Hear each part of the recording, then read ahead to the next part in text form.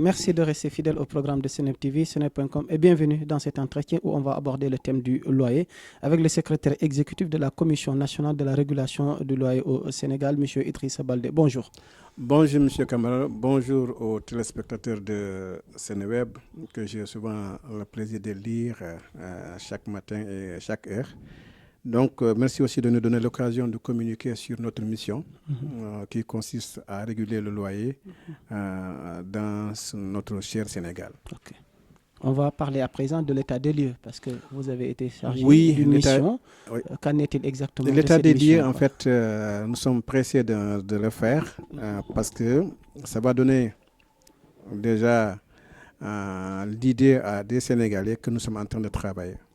Et nous sommes en train de chercher des solutions au problème de la location. Ce problème de la location ne date pas d'aujourd'hui. Et je crois que le premier texte date de 1966. Donc, il y a eu des baisses répétitives pour toujours prendre en charge la lutte contre les spéculations dans le domaine du loyer. Et tout récemment, cette lutte a été élargie au coût de la vie. Il y a eu des acteurs qui se sont réunis pour se pencher sur le coût de la cherté de la vie au Sénégal. Et ce qui n'est pas sénégalais seulement, c'est presque à travers tout le monde. Donc, des recommandations ont été faites, mais aussi de l'analyse de l'évaluation des baisses précédentes. Il est sorti la nécessité d'avoir une structure qui va être chargée, n'est-ce pas, d'appliquer, de veiller à l'application des décisions qui sont prises par rapport à cette question-là. Et c'est ce qui a fait que depuis le 1er mars 2023, il a été créé la CONAREL, qui s'appelle Commission nationale de régulation du loyer des locaux à usage d'habitation. Donc, j'ai eu le privilège d'être à la tête de cette institution-là, mais aussi la lourde charge de répondre aux Sénégalais. Parce qu'à sa naissance, beaucoup de gens avaient dit que c'était une mesure politique, ainsi de suite, ainsi de suite. Mais donc l'état des lieux que vous me demandez va nous permettre de prouver aux Sénégalais la pertinence de cette politique, la pertinence de l'existence de la CONAREL. Alors, si vous voulez, je vais aller directement aux chiffres. Nous avons un serveur, un numéro vert, qui depuis le 1er mars, qui existait déjà sur les prix, mais qui a été élargi au loyer à partir du 1er mars. Donc, nous avons des appels que nous recevons. Ces appels-là, on les enregistre en termes de demande d'information, en termes d'alerte, en termes de plainte. Mais nous, on a préféré appeler les plaintes des réclamations. Parce que l'autre aspect de notre approche, c'est que nous ne sommes pas dans le juridictionnel. Nous sommes dans la conciliation. Bref, pour revenir aux appels que nous recevons des appels en demande d'information. C'est-à-dire c'est des Sénégalais, des locataires qui nous appellent pour nous dire leur situation et demandent des conseils. On leur donne la conduite à tenir. Les alertes également, c'est presque dans le même sens. C'est des gens qui vous appellent, qui vous disent « Mon bailleur ne veut pas appliquer la loi. Mon bailleur me menace de despulsion. Mon bailleur refuse de prendre l'argent que je lui donne en termes de location parce que j'ai déduit à la baisse. » À ces gens-là également, on donne des conseils.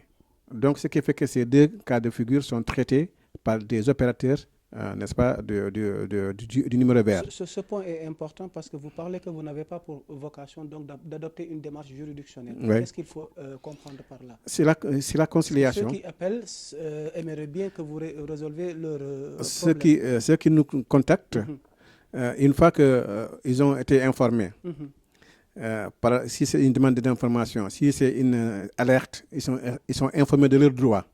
Il revient à eux d'être l'interlocuteur face à face de leur bailleur ou de leur agence immobilière. Maintenant, ce que la plateforme a appelé plainte, ce que nous appelons réclamation, c'est des gens qui sont déjà dans le conflit.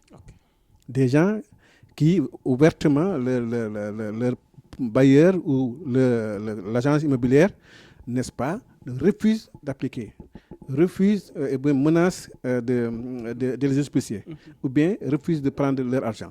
Le conflit est là. Si le conflit est là, donc en ce moment-là, on appelle ça nous réclamation. Qu'est-ce qu'on fait? On écoute les deux parties, on les convoque, on leur rappelle la loi. Et la grande satisfaction que nous avons eue, c'est que tous les cas que nous avons eu à traiter, À chaque fois qu'on a rappelé la loi, des gens qui étaient dans le conflit sont arrivés à la conciliation. Ils se sont compris. Ils disent en Wolof, Hamimo Konni. Et parce qu'également, il y a que la loi s'applique, elle est d'ordre général. Donc, ce qui fait que nous sommes dans cette situation-là. Jusqu'à présent, nos commissions régionales ont fonctionné dans ce sens, en disant aux gens, venez, on va se concerter. On se concerte, on rappelle le principe du droit, le principe de la loi, et souvent, la compréhension est là, et on dit que le problème est réglé. Maintenant, si le cas n'est pas réglé, on en va, parce que nous avons des collaborateurs avec nous, des jeunes qu'on a pris dans les emplois jeunes, les volontaires de la consommation, qui nous appuient. Ils ont un bréviaire, eux-mêmes ils ont été formés pour faire cette fonction-là. Donc c'est eux qui traitent ces dossiers-là en avant. Dire aux gens là, bon voilà la loi, c'est que la loi dit. Souvent on se comprend à ce niveau-là. Maintenant, s'il n'y a pas de compréhension, ce document-là est transmis à la commission régionale qui va être compétente pour l'examiner. Et cette commission régionale-là, de par sa composition, parce qu'elle est dirigée par le gouverneur, il y a le président du tribunal régional, il y a les services fiscaux, il y a le service de commerce, il y a les représentants, et ça c'est l'administration, mais également il y a les représentants des organisations professionnelles, les huissiers, les notaires, les bailleurs, les locataires et les experts. Donc, cette commission-là a la compétence de voir le dossier. Et en principe, là aussi, il y a de très fortes chances que ça aboutisse parce que les gens qui sont autour de cette table-là, dans la commission-là, c'est eux qu'on va trouver même dans le juridictionnel. Il y a le président du tribunal régional. Okay. Donc, c'est la loi l'application de la loi ici qui est recherchée dans cette démarche-là. Ok. Au-delà de l'état des lieux, donc, quelle est l'étape suivante par rapport à votre mission en termes de perspective? En fait, je n'ai pas encore abordé l'état des lieux proprement dit parce qu'en fait, en réalité, l'état des lieux, c'est le traitement. Okay. Parce que c'est ça qui intéresse les Sénégalais. Rappelez-nous donc les tenants et les aboutissants. Les traitements, c'est que nous avons fait.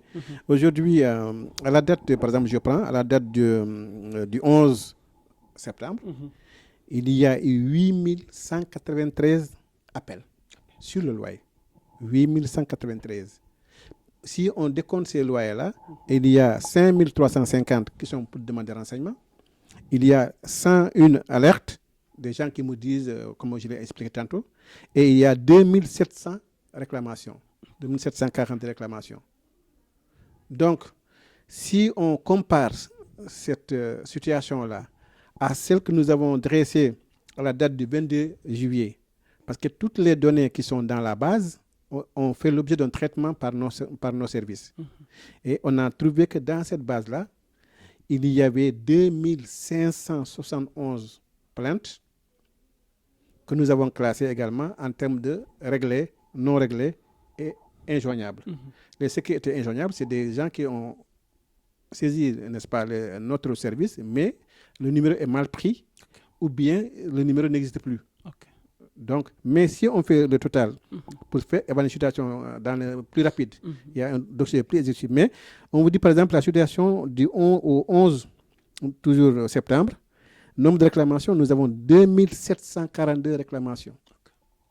Parmi lesquelles, il ne reste plus que 632 à régler dans la région de Dakar. C'est ce que je dis là. Les 2742 là, c'est la région de Dakar. Parce que Dakar polarise presque 98% des réclamations. Donc, à Dakar, à la situation du 11, il y a eu 8193 appels pour Dakar. Et à la date du 11 toujours, il y a eu 2742 réclamations, parmi lesquelles il n'y a que 632 seulement qui ne sont pas réglées, à l'amiable. Donc, au total, il y a 2110 demandes à Dakar qui sont réglées. Dans les régions, nous avons un autre calendrier. Par exemple, vous verrez qu'à Diourbel, il y a eu 14 cas. Les 8 sont déjà réglés. Il y a 2 qui restent à régler. Vous allez, par exemple, la région, à part Dakar, la région la plus grande en nombre de réclamations, c'est la région de Thiès. À Thiès, il y a eu 104 réclamations. On a réglé 37, il y a 39 qui restent à régler. Donc, on a ce tableau-là. Cet état des lieux-là nous permet de travailler de concert avec la commission régionale, mais également nous permet également d'informer le public pour lui faire comprendre qu'en réalité, nous ne sommes pas en train de dormir sur nos lauriers, nous sommes en train de faire face au problème de la location. Et le bilan est satisfaisant? Satisfaisant, ce n'est pas nous qui le disons, d'abord ces données-là, le traitement de ces données-là, mais en même temps, des données, on peut oui, la base de données, que vraiment, donc oui, il y a mais un travail... mais également il y a des services spécialisés. Par exemple, quand l'ANSD nous dit qu'en réalité il y a une baisse de la location, donc on est forcé de croire parce que c'est ça leur domaine d'action. L'ANSD nous dit que il y a une baisse, n'est-ce pas, l'application de la baisse a réduit les coûts de location. Et c'est là même on apprend qu'il y a 54% des habitations à Dakar sont des locataires. Donc voilà. Maintenant, il y a même les locataires qui nous appellent. Parce que pendant notre état des lieux là, on a saisi plus de 3000 locataires qui pensaient que une fois qu'ils ont leur demande a été enregistrée à la base, on les a oubliés. Ils nous ont dit oui, bon, après on a cherché des règlements. Ils sont revenus vers nous pour nous informer, pour nous remercier, mais également pour nous avertir. Parce qu'il y a beaucoup de gens qui nous ont dit qu'il y a une nouvelle forme de contournement de la loi qui se dessine. Les gens qui ont appliqué la loi, maintenant, ils vous disent, bon, demain sur le cœur, j'ai besoin de ma maison. Donc, menace d'expulsion. Mais cette menace-là, elle est régie par les textes. Ou bien ils vous disent, de toute façon, moi, je reviens au loyer initial, au prix initial, ou bien vous sortez. Tout ça, c'est des menaces d'expulsion. Ou bien ils vous disent, je vais loger mon fils, ou bien ma femme, ou bien ainsi de suite. Mais là également, on est vigilant. Dans ce cas d'espèce également, la loi s'applique dans sa rigueur. C'est important. Voilà. C'est important. C'est état des lieux. Mais également, nous avons d'autres contraintes que nous voulons exposer parce qu'en fait, aujourd'hui, tous ceux qui disent que le loyer n'a pas baissé, ce sont des gens qui ont des problèmes à l'accès. Ils cherchent un logement. Ceux qui cherchent un logement, ils vont voir de manière individuelle rencontrer les agences ou bien rencontrer des bailleurs. Mais souvent, ces bailleurs ne leur donnent pas les prix qui sont homologués par les textes. Donc, du coup, vous allez d'une agence à une autre, d'un bailleur à un autre. On a tendance à penser que non, mais il n'y a rien de diminué. Alors là, qu'est-ce qu'il faut faire? Là, qu'est-ce qu'il faut faire? Il faut chercher à réguler l'accès davantage. Parce qu'aujourd'hui, on a même vu des cas qui sont presque intolérables. Qu'on nous dise que dans certains lieux, il y a des gens qui vous disent « je ne loue pas à des Sénégalais ». Ça, c'est une discrimination qui ne saurait être acceptée. Maintenant, c'est pour cela que à la suite de nos travaux, nous avons recommandé au pouvoir public, nous avons recommandé aux autorités de voir dans quel sens on va réviser les textes sur le loyer pour amener les gens à une régulation intégrale. Parce que quand je dis régulation intégrale, c'est qu'aujourd'hui, pour la gestion du contrat, il n'y a pas de problème à ce niveau. Mais pour ceux qui veulent accéder à une location, c'est là où il y a un gros problème.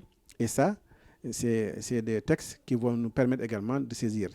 Mais on n'a pas attendu aussi les textes parce que les commissaires aux enquêtes économiques ont ce pouvoir-là d'anticiper. Donc aussi, on compte sur ces gens-là pour tempérer, n'est-ce pas, la volonté des bailleurs, de certains bailleurs, parce que ce n'est pas tout le monde, de certains bailleurs ou certaines agences immobilières qui tendent à vouloir contourner la baisse. Maintenant, ce qu'il faut dire aussi également, que cette baisse ne s'applique pas uniquement dans la protection du locataire. Parce que c'est ça que les gens pensent. C'est vrai, il y a une diminution. Je vous donne une anecdote. J'ai discuté avec un de mes amis qui est un bailleur. Il a un R+3. Il me dit, bon, voilà, de toute façon, moi, j'avais fait un prix social. Maintenant, vous me demandez de diminuer, mais qu'est-ce que je vais gagner, ainsi de suite, ainsi de suite. Alors, en présentant avec lui, je lui demandais, depuis quand vous avez payé votre dernier impôt? Ce monsieur, il gère cet immeuble depuis 7 ans, mais il n'a jamais payé d'impôt. Non seulement, ce n'est pas encore un délit tout à fait à constater, même si on sait que c'est pas le bon citoyen ne doit pas faire ça, mais en même temps, l'État du Sénégal, en diminuant de 15% par exemple les locations inférieures à 500 000 francs, on en a diminué de 28% sur la fiscalité de la location. Donc, il n'y a pas ici de parti pris. Quand on dit régulation, c'est un équilibre. Et cet équilibre-là, c'est ça que nous voulons appliquer au nom de notre mission. Merci beaucoup.